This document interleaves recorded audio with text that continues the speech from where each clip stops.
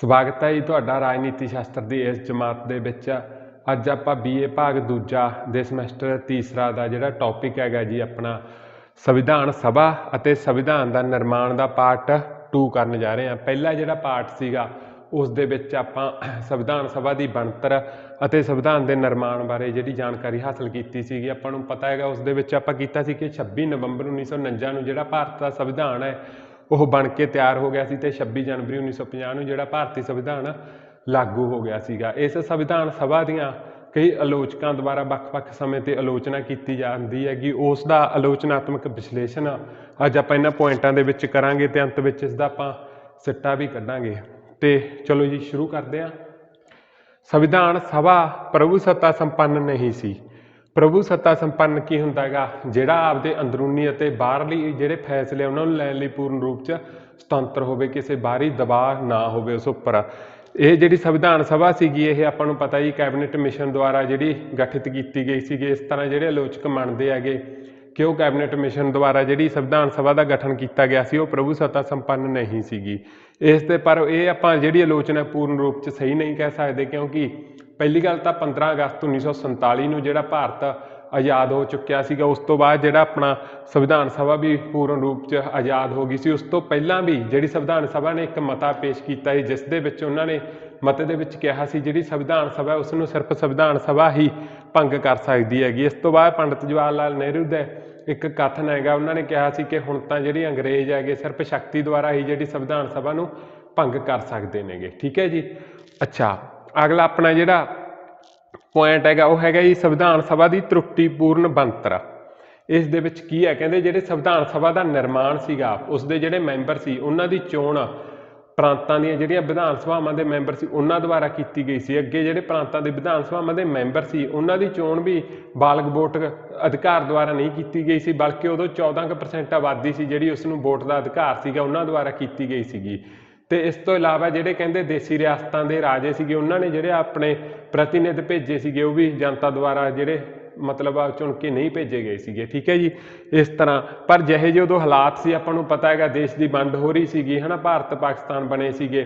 ਅਜਿਹੇ ਸਮੇਂ ਦੇ ਵਿੱਚ ਸਿੱਧੀਆਂ ਚੋਣਾਂ ਕਰਾਉਣੀਆਂ ਜਿਹੜੀਆਂ ਕੀ ਸੀ ਸੰਭਵ ਨਹੀਂ ਸੀ। ਠੀਕ ਹੈ। ਅੱਛਾ, ਤੀਸਰਾ ਪੁਆਇੰਟ ਆਪਣਾ ਹੈਗਾ ਜੀ ਕਹਿੰਦੇ ਕਾਂਗਰਸ ਪਾਰਟੀ ਦਾ ਬੋਲਬਾਲਾ। ਆਪਾਂ ਨੂੰ ਪਤਾ ਹੈ ਜੀ ਇਸ ਦੇ ਵਿੱਚ ਲਗਭਗ 82% ਜਿਹੜੀ ਕਾਂਗਰਸ ਪਾਰਟੀ ਦੀ ਪ੍ਰਤੀਨਿਧਤਾ ਹੈਗੀ ਸੀਗੀ। ਇਸ ਤਰ੍ਹਾਂ ਕਿਹਾ ਜਾਂਦਾ ਹੈ ਕਿ ਕਾਂਗਰਸ ਪਾਰਟੀ ਨੇ ਆਪਣੇ ਫੈਸਲੇ ਖੁਦ ਲੈਤੇ, ਉਹਨੂੰ ਕੋਈ ਰੋਕ ਟੋਕ ਵਾਲਾ ਹੈ ਨਹੀਂ ਸੀਗਾ। ਪਰ ਉਸ ਸਮੇਂ ਆਪਾਂ ਨੂੰ ਪਤਾ ਕੋਈ ਇਹੋ ਜਿਹਾ ਰਾਜਨੀਤਿਕ ਦਲ ਹੈ ਨਹੀਂ ਸੀਗਾ ਜਿਹੜਾ ਕਾਂਗਰਸ ਦੇ ਵਿਰੋਧ 'ਚ ਖੜਾ ਹੋ ਸਕੇ।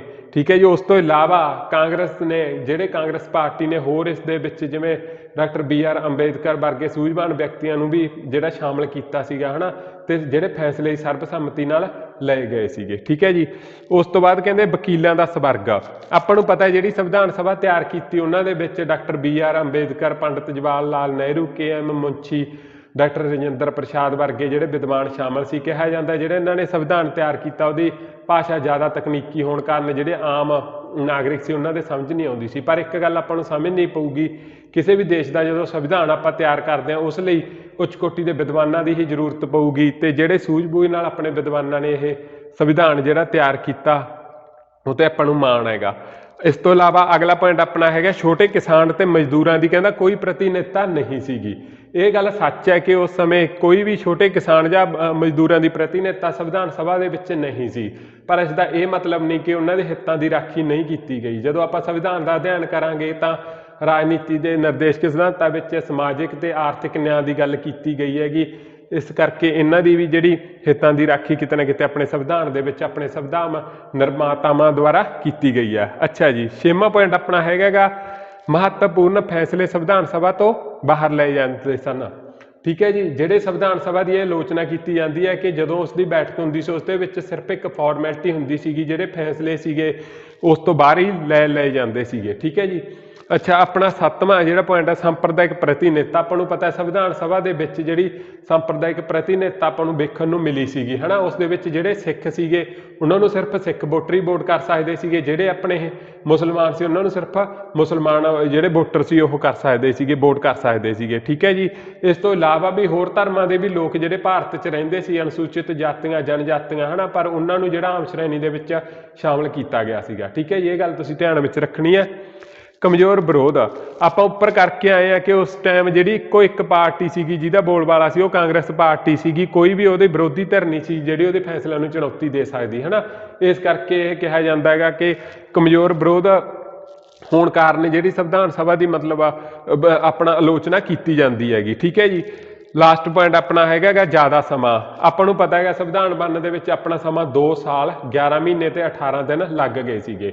ਕਈ ਆਲੋਚਕਾਂ ਦੁਆਰਾ ਇਸ ਦੀ ਜਿਹੜੀ ਆਲੋਚਨਾ ਕੀਤੀ ਜਾਂਦੀ ਹੈ ਕਿ ਇਹ ਸਮਾਂ ਬਹੁਤ ਜ਼ਿਆਦਾ ਸੀਗਾ, ਪਰ ਜਿਸ ਅਨੁਸਾਰ ਉਸ ਸਮੇਂ ਦਾ ਸਮਾਂ ਚੱਲ ਰਿਹਾ ਸੀਗਾ ਹੈ ਨਾ, ਸਾਰਾ ਸਮੀਕਰਨ ਨੂੰ ਵੇਖਦੇ ਹੋਏ 60 ਦੇਸ਼ਾਂ ਦੇ ਸੰਵਿਧਾਨਾਂ ਦਾ ਜਿਹੜਾ ਅਧਿਐਨ ਕਰਕੇ ਇੱਕ ਸਭ ਤੋਂ ਵਧੀਆ ਸੰਵਿਧਾਨ ਜਿਹੜਾ ਆਪਣਾ ਅਨੋਖਾ ਸੰਵਿਧਾਨ ਤਿਆਰ ਕੀਤਾ, ਉਸ ਅਨੁਸਾਰ ਆਪਾਂ ਕਹਿ ਨਹੀਂ ਸਕਦੇ ਕਿ ਜ਼ਿਆਦਾ ਸਮਾਂ ਲੈਤਾ ਸੀਗਾ। ਸਿੱਟਾ ਅੰਤ ਵਿੱਚ ਅਸੀਂ ਇਹੀ ਕਹਿ ਸਕਦੇ ਹਾਂਗੇ ਕਿ ਹਾਂ ਮਤਲਬ ਸੰਵਿਧਾਨ ਸਭਾ ਦੇ ਵਿੱਚ ਕੁਛ ਕਮੀਆਂ ਹੋ ਸਕਦੀਆਂ ਹੈਗੀਆਂ, ਪਰੰਤੂ ਜਿਹੋ ਜਿਹਾ ਉਦੋਂ ਸਮਾਂ ਸੀਗਾ ਹੈ ਨਾ, ਮਤਲਬ ਉਦੋਂ ਦੇਸ਼ ਆਜ਼ਾਦ ਹੋਇਆ ਸੀਗਾ। ਕੁਛ ਨਾਗਰਿਕ ਪਾਕਿਸਤਾਨ ਛੱਡ ਕੇ ਜਿਹੜੇ ਲੋਕ ਪਾਕਿਸਤਾਨ ਤੋਂ ਭਾਰਤ ਆ ਰਹੇ ਸੀ, ਭਾਰਤ ਤੋਂ ਪਾਕਿਸਤਾਨ ਜਾ ਰਹੇ ਸੀਗੇ। ਜਿਹੇ ਸਮੇਂ ਦੇ ਵਿੱਚ ਇੰਨਾ ਵਧੀਆ ਸੰਵਿਧਾਨ ਤਿਆਰ ਕਰਨਾ ਕੋਈ ਸੌਖੀ ਗੱਲ ਨਹੀਂ ਸੀ। ਇਹ ਬਹੁਤ ਹੀ ਚੁਣੌਤੀਪੂਰਨ ਕੰਮ ਸੀ। ਇਸ ਕਰਕੇ ਸਾਨੂੰ ਸਾਡੇ ਗੌਰਵਮਈ ਸੰਵਿਧਾਨ ਉੱਤੇ ਮਾਣ ਹੈ। ਥੈਂਕ ਯੂ ਜੀ।